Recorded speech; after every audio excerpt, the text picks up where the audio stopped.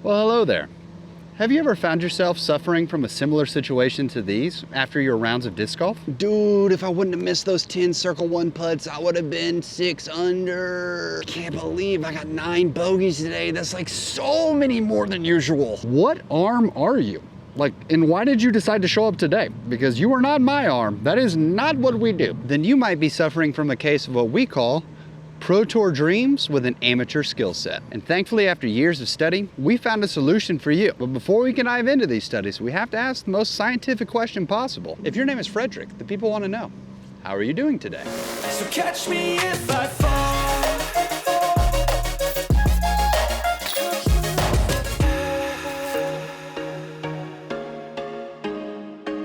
What is up, YouTube fam? Robbie C here. Today, we are going to talk about one of my favorite things when it comes to sort of creating a healthy mindset and finding where you should set your expectations when it comes to the game of disc golf. You've heard it before when it comes to putting, but I think this actually applies to a lot of disc golf, that this can be an incredibly mental sport. Having the physical execution available to you is obviously clutch. Being able to throw the disc where you want it to go is one thing, but I think so often we can let the mental wear and tear hit us and bring down our skill set to where we start underperforming to what we should be. Now, what really brought this about is that I'm playing a tournament this weekend, and in order to prep, it is on a very much birdie or die course.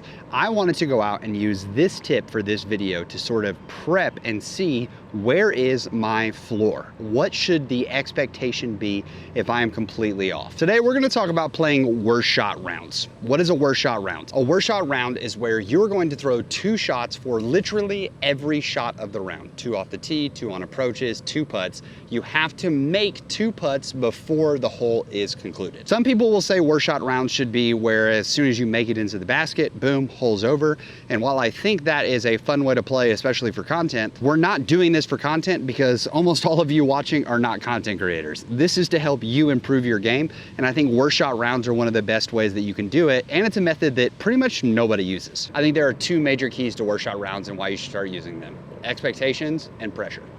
When I say worst shot round, like I said, we're throwing 2 on every single shot. So I'm gonna throw 2 tee shots here, and I have to take what is the worst shot. How do you define worst shot? Well, you'll know. If you cheat your way out of, oh, these shots are kind of equal, you know which one is worse, and you're only gonna limit how much benefit you get from this exercise. Another thing that I'm trying to do in worst shot rounds is I'm trying to throw similar shots. It's not a worst shot and I'm stepping up to this hole, which is 220 feet uphill, and thinking, okay, I wonder if it's a turnover forehand or a backhand. I'm gonna try to throw the same shot, because if I can do that, I'm building consistency, which is going to create confidence, which is going to create competence, which is going to create better scores.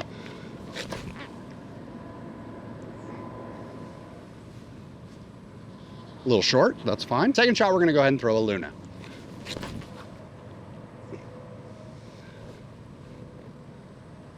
Luna's parked, pig lets us a little work. Now let's talk expectations. I don't think it's your fault if you are this way. I think it's just kind of a matter of the human condition. We want to believe that we are either better than we are, or we don't want to believe that we are failures. That's 1 putt. And there you go. Missed the second one, and therefore, it's gonna be a par. There's 1, there's 2. When I ask people, hey, what are you expecting to shoot in this tournament? I work with students quite often prepping their mental game. And while I don't think that every tournament should have, let's say, a target goal or a target score, I understand that some people want to function that way.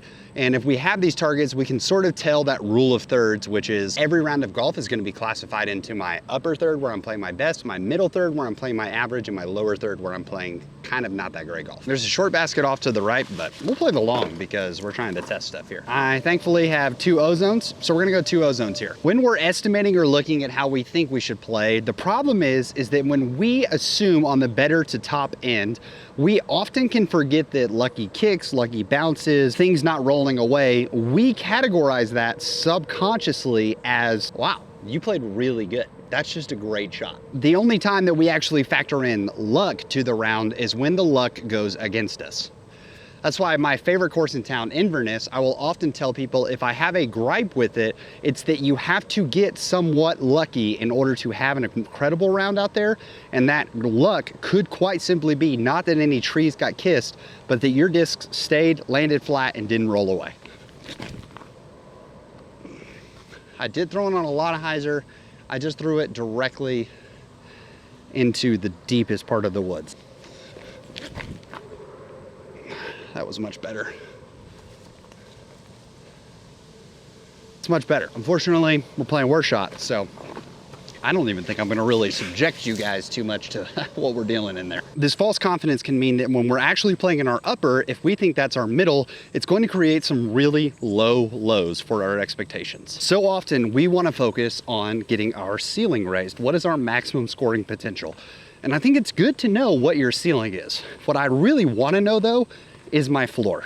I think one of the reasons that the top pros are what they are is not because they can go out and shoot these incredible rounds, because lots of pros on the Pro Tour can shoot incredible rounds. What makes a Gannon Buhr and Calvin and Ricky so built different is the fact that their lows, their floor is so much higher than everyone else's floor. Speaking of floor, that's my disc on the floor in the middle of this. We'll see you on the other side when I throw 2 upshots out of here. So when I choose to play a worse shot round, what's really fun about it is, especially bringing my normal bag, is that I'm truly going to see kind of what potential I have. For instance, when I prepped and throwing a worse shot round for my tournament, there were several holes that I needed to throw the same shot over and over again. But the problem is I only had one of those discs. So I had to try to make another disc work, which expanded my mind and opened it up to, oh, you can actually do this with that disc that you didn't think. This was the better of the punches out. Funny enough, this is where the ozone landed for my first drive. So we're throwing from a similar place. So in playing that worse shot round, I found holes that I could easily birdie with the disc that I like, which actually does build confidence, but we'll get to that in a second. But I also had holes that I wasn't able to birdie because my second disc, I just couldn't get it close enough, couldn't make the putt twice, whatever it may be. So holes that I felt pretty confident I could birdie, I didn't actually get the birdie on.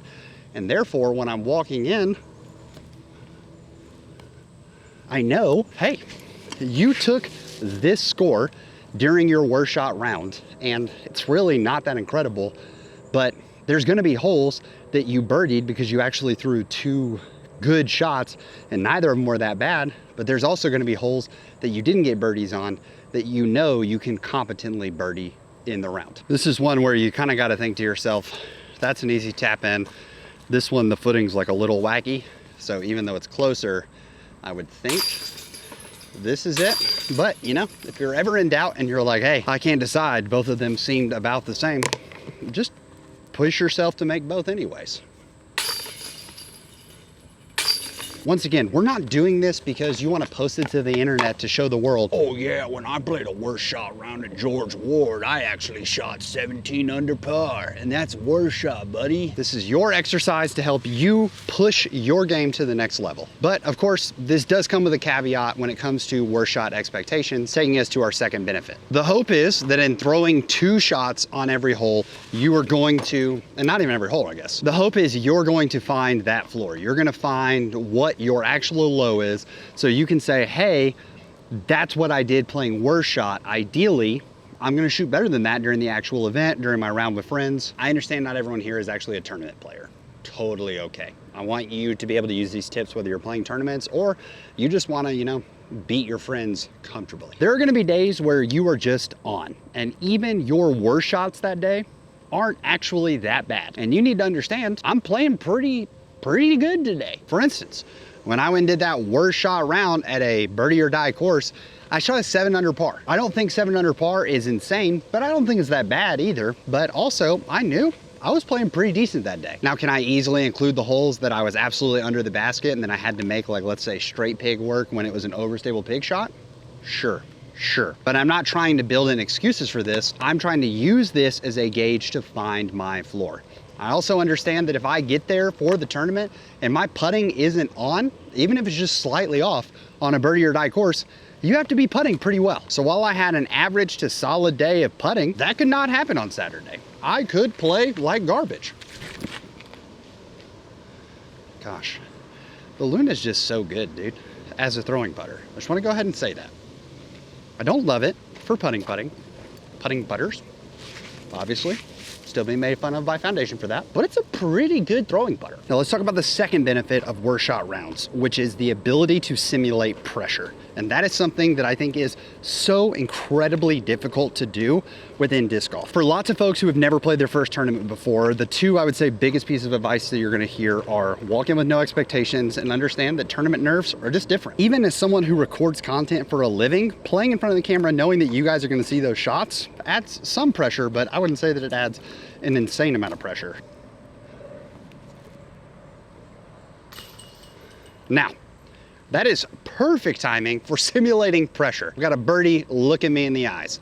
I've now made the first putt, which means that at worst, if I run this putt, it could sail way past the basket and I end up taking a 4 coming back at the basket. So I've already secured this. I could just turn this over, lay it up, take my 3 and walk away. But I'm trying to simulate pressure. So now I have to make this putt if I want this to count. So it suddenly goes from just a casual feeling to, whew, you got this, Mr. Robbie C.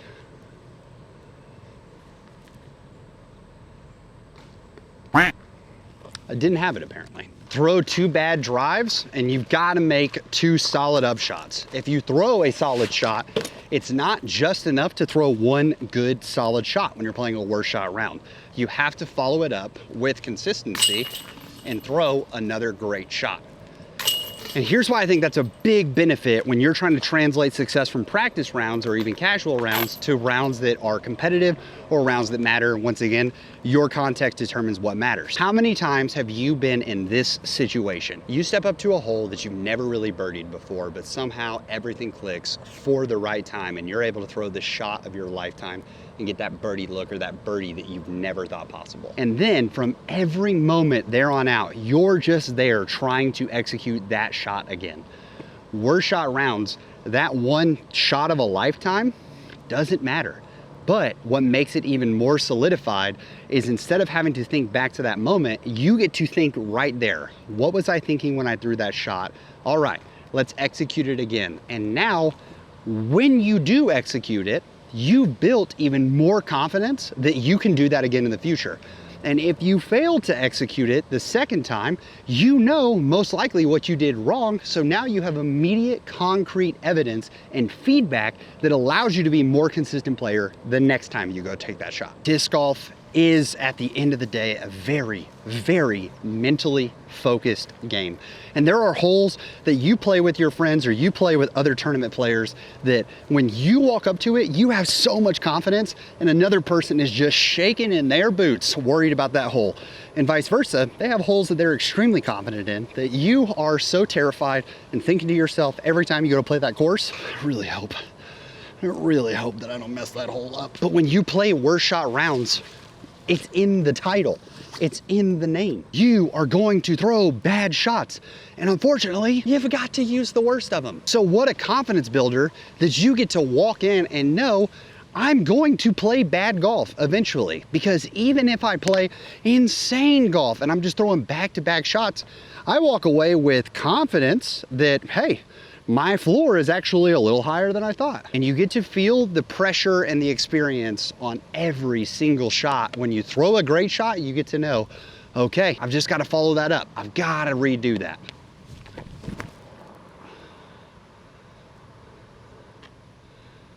I'm always so deep on this hole. Oh, that's not very good, is it? That thing is overstable. I love worst shot rounds. I'm all about taking a traditional round of golf and trying to modify it just the slightest bit so that we can take just, especially because there are those of you that hate field work. Talking to you, Joseph, because I know you're like pretty prominent in saying that to folks, like don't go do field work. And I get it. I totally get it. I am a weird human being when it comes to disc golf that I could practice putt for hours every day and never get bored. I also could really enjoy going to a field and doing field work and never get bored. But for the weekend warrior who doesn't get the opportunity to do very much practicing, how do you take the regular rounds that you get to play and get the most out of them so that you can score better along the way. And I think between putter only rounds and worst shot rounds, you'll feel that pressure build and it will help adjust those expectations. You're gonna step up to holes, you're gonna be like, man, I normally throw mid-ranges, but you're throwing a putter only round and you're gonna find that you can actually reach that hole with the putter. And you never would have known that if you wouldn't have pushed your limits. If a worst shot only round didn't cause you to have a look from down here, and now I have confidence, even if I shank this drive in the future, sick. We can still get the birdie from all the way down here. Is it guaranteed? Does this consistently find you your floor over and over again? Sure, no. Our local crusher, Wes, when I talked about this inside of the Birdie Fam, pointed that out to me, and I am grateful for him making sure that we knew that point. No amount of expectations should ever be solidified, because as you play, life circumstance changes, your ability to play hopefully changes. So we need to roll with the punches and be ready to move accordingly. But I personally love worst shot rounds, and I wanna know for you guys in the comments, have you ever tried worst shot rounds? I really do think they help with expectations on a major way, especially when you take Wes's wisdom into account and you know, hey, this is gonna give me an idea of my floor, but it may not perfectly define the floor. Just like if you get out there and shoot a best shot round, that may actually be almost sort of beyond, that may be like the skylight to your ceiling. So I wanna say, as always, thank you so much for watching and thank you for listening. I just wanna try to be as helpful as I possibly can. So I hope this was. In the meantime, thank you so much for tuning in. I hope you have an amazing rest of your day. Please make it fantastic for someone else too.